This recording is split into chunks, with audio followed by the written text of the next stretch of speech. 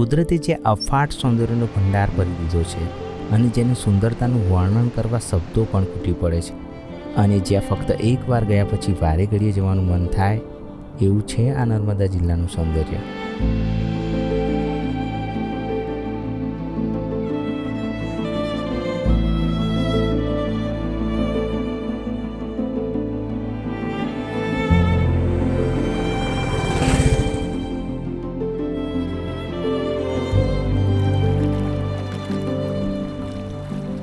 અહીં આવેલી સાતપુડાની પર્વતમાળામાં ઠલવાયેલું પ્રકૃતિનું અદ્ભુત સૌંદર્ય કે જેને જોતાં અંતરથી આનંદની અનુભૂતિ થાય, અને અહીંયા વિતાવેલો થોડોક સમય પણ એક જીવનભરનું સંભાળનું બની જાય એવો છે આ જંગલનો વિસ્તાર કે જેને શૂલપાનેશ્વર વાઇલ્ડ લાઈફ સેન્ચ્યુરી કહેવામાં આવે છે.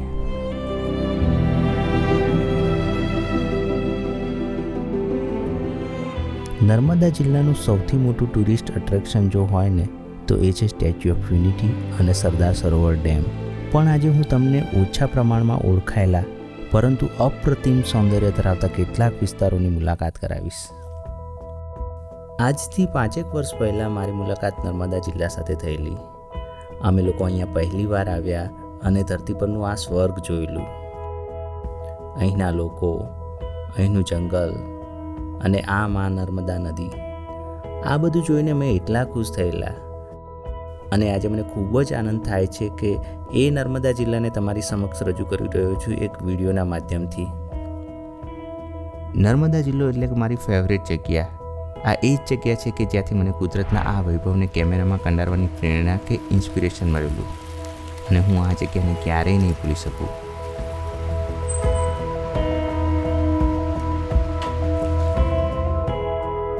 તો સૌ પ્રથમ હું તમને એવી જગ્યાએ લઈ જઈશ કે જેના થકી આ અભયારણ્યને શૂલપાનેશ્વર નામ આપવામાં આવ્યું છે. ભગવાન શંકરનું શૂલપાનેશ્વર મંદિર કે જેનો ભવ્ય અને ભાવનાત્મક ઇતિહાસ છે. આશરે 5000 વર્ષ જૂનું મંદિર પહેલાં નર્મદા નદીના તટની એકદમ નજીક હતું, પરંતુ જ્યારે સરદાર સરોવર ડેમની હાઇટ વધારવામાં આવી ત્યારે પાણીમાં ગરકાવ થઈ ગયું. ત્યારબાદ 1994માં આ મંદિરને અહીંના ગોરા ગામમાં સ્થળાંતર કરવામાં આવ્યું અને એક નવું અતિ ભવ્ય અને સુંદર મંદિર નિર્માણ થયું, જેના દર્શનથી પાવન થઈ અમે નીકળી ગયા અમારા next location Zarwani waterfall.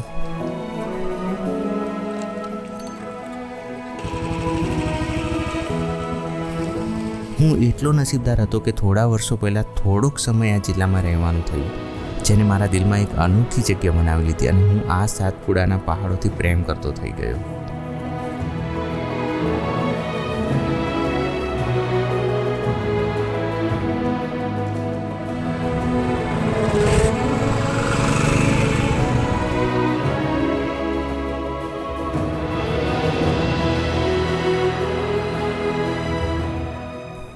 Narmada જિલ્લાની એક અનોખી આગવી ઓળખ એટલે કે ઝરવાણી વોટરફોલ, જ્યાં કુદરતે તેના બંને હાથેથી તેની સુંદરતાને ન્યાય આપ્યો છે.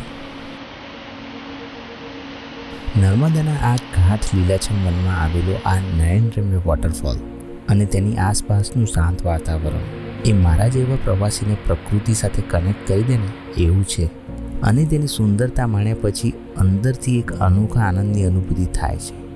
ખરેખર આ બધા જ કારણોથી આ જગ્યાઓ મારા દિલની ખૂબ જ નજીક છે, જ્યાં હું વારે ઘડીએ આવું છું અને મને વારે ઘડીએ આવવાનું મન થયા કરશે. ઝરવાણીમાં આવો ને એટલે એડવેન્ચર તો કરવું જ પડે.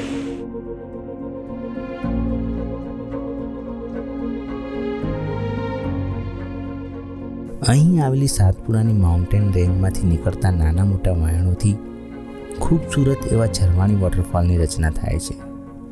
બાળક બનીને તમને એન્જોય કરવાની ઈચ્છા થાય ને એવી છે આ જગ્યા, જ્યાં તમે તમારા રોજિંદા જીવનની ભાગદોડ અને ટેન્શનોને દૂર કરીને રિલેક્સ થઈ શકો છો.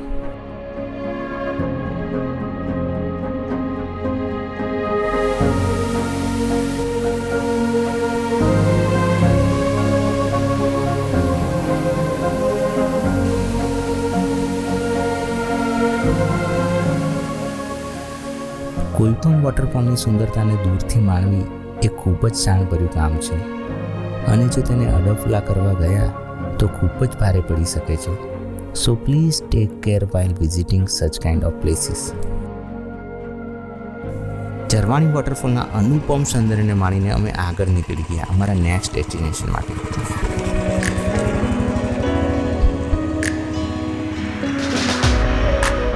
જો તમે પ્રવાસના શોખીન હોવ અને એક જ જગ્યાએ તમને બધું મળી જાય એવું ભાગ્યે જ બને છે. પણ મૂંઝાયા વગર તમે એકવાર નર્મદા જિલ્લાની મુલાકાત કરી લેજો, જ્યાં તમને વિશ્વની સૌથી ઊંચી પ્રતિમાથી લઈને લીલાછમ વનો, વન્યજીવ, પાણીના નયનરમ્ય ધોધ અને ગુજરાતનું કાશ્મીર કહી શકાય ને એવું માંડણ ગામ મળી જશે. હું જ્યારે આ લખતો હતો ને ત્યારે મને થયું કે કુદરતે ફુરસદથી આ વિસ્તારની રચના કરી છે અને અફાટ અપ્રતિમ સૌંદર્યથી ભરી નાખ્યો છે. ધરતી પરનું સ્વર્ગ કહી શકાય ને એવું છે આ માંડણ ગામ. જાણે કે કાશ્મીર કે સ્વિટ્ઝરલેન્ડમાં આવી ગયા હોય. પાણીને અડીને ચાલી રહેલો આ પવન એક અનોખી તાજગીની અનુભૂતિ કરાવે છે. ખૂબ જ સુંદર અને લવિંગ પ્લેસ છે. આપણા ઘર આગળ આવેલા કુદરતી સૌંદર્યના ભરપૂર ખજાનાને એકવાર તો માણવા જેવો છે.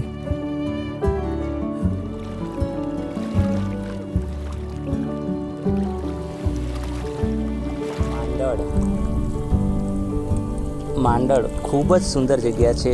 અહીં આવ્યા પછી મને એવું લાગ્યું કે આટલી ખૂબસૂરત જગ્યાએ હું પહેલી વાર આવ્યો છું.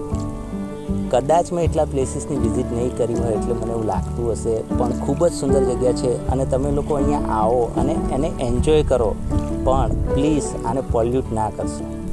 મિત્રો, આજે પણ લોકો આવા અફાટ કુદરતી સૌંદર્યથી ભરેલા ખૂબસૂરત પ્લેસીસ પર જાય છે, એન્જોય કરે છે અને એમની સાથે લાવેલા ફૂડ પેકેટ્સ, પાણીની બોટલ કે અન્ય કચરો નાખીને જાય છે. હું એટલું કહીશ કે એક જવાબદારીથી ટ્રાવેલ કરીએ અને ધ્યાન રાખીએ આવા કુદરતી ખજાનાની સુંદરતાનું.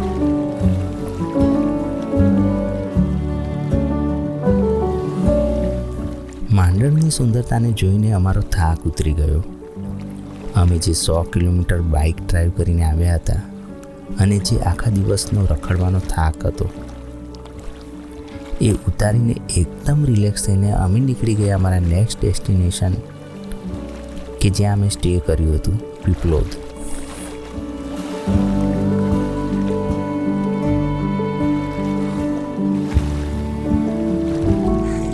આખા દિવસ રખડીને હોટલમાં બેસવાથી એટલી ઠાઠક મળી.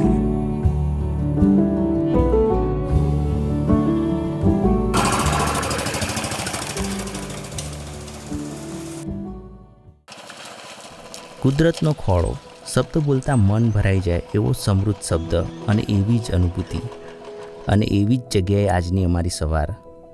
આ દ્રશ્ય જોઈને મને મારા સ્કૂલના દિવસો યાદ આવી ગયા.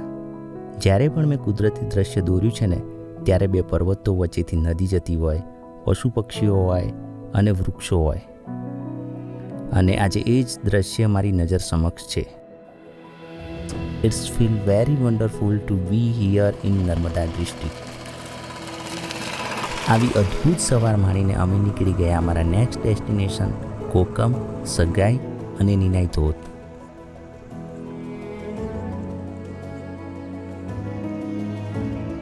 મિત્રો, તમે મને કહેશો કે શું આ જગ્યાએ સ્વર્ગથી ઓછી કહી શકાય એવી છે? નહીં, દિલને સ્પર્શી જાય ને એવું છે આ દ્રશ્ય, અને આવી હોય છે અહીંના ગામડાઓની વાઇબ્સ.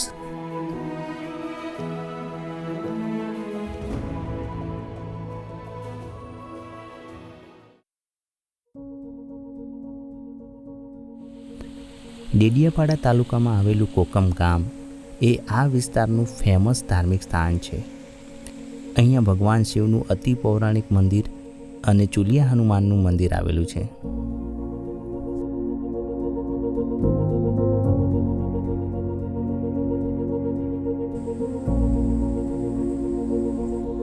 તો અમે ભગવાન શિવ અને હનુમાન દાદાના દર્શન કરીને નીકળી ગયા અમારા નેક્સ્ટ ડેસ્ટિનેશન સગાઈ ઇકો ટુરિઝમ અને નીનાઈ વોટરફોલ.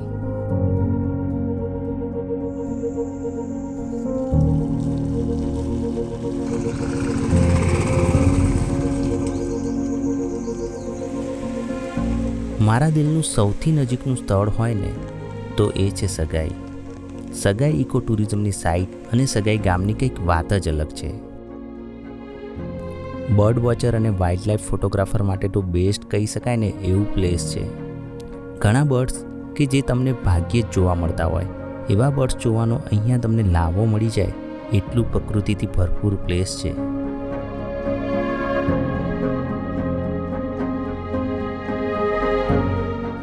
જો તમે ક્યારેય આ પ્લેસની મુલાકાત ના લીધી હોય ને તો ફક્ત એકવાર શૂલપાનેશ્વર અભયારણ્યની મુલાકાત ગોઠવીને તેના સ્મરણોને જીવનભર હૃદયમાં સમાવવાનું વિચારજો. સગાઈથી આશરે 10 કિલોમીટરના ડિસ્ટન્સે આવેલો નિનાઈ ધોધ એ નર્મદા જિલ્લાનું બીજું ઘરેણું કહી શકાય. ડેડિયાપાડાથી નિનાઈ ધોધ આવો ને ત્યારે લોંગ ડ્રાઈવ કરીને એક એવું સ્થળ મળે છે કે જેની વાઇબ્સ એકદમ અલગ છે. લગભગ 5 મિનિટ સુધી નીચે ચાલીને જાઓ ને ત્યારે આવે છે નિનાઈ ધોધ અને તમે જેમ જેમ નજીક જાઓ તેમ એને જોવાનું એક્સાઇટમેન્ટ વધતું જાય છે.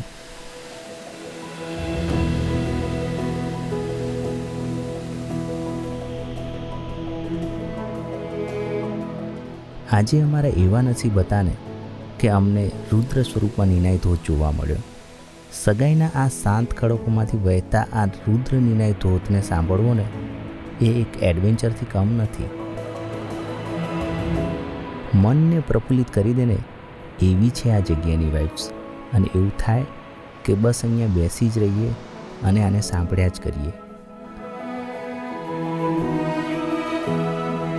માતાનો પંજો છે, ગોઠણ છે, કુદરતી રીતે વર્ષો પહેલાના પથ્થરમાં છે. This place is so beautiful and giving me a positive energy, and I always get excited and emotional while visiting such kind of places. કરતાં વરસાદ ચાલુ થઈ ગયો માટે છત્રી લેવી પડી. તો અત્યારે છું હું નિનાઈ ધોધ. ખૂબ જ અમેઝિંગ વ્યૂ છે અને ખૂબ જ અમેઝિંગ નેચર છે.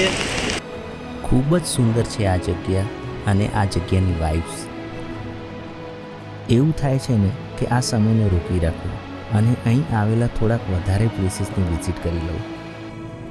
પ્રકૃતિ પ્રેમીઓને એટલું કહીશ કે ઘર આંગણે કહી શકાય ને એવી સ્વર્ગ સમાન છે આ બધી જગ્યાઓ.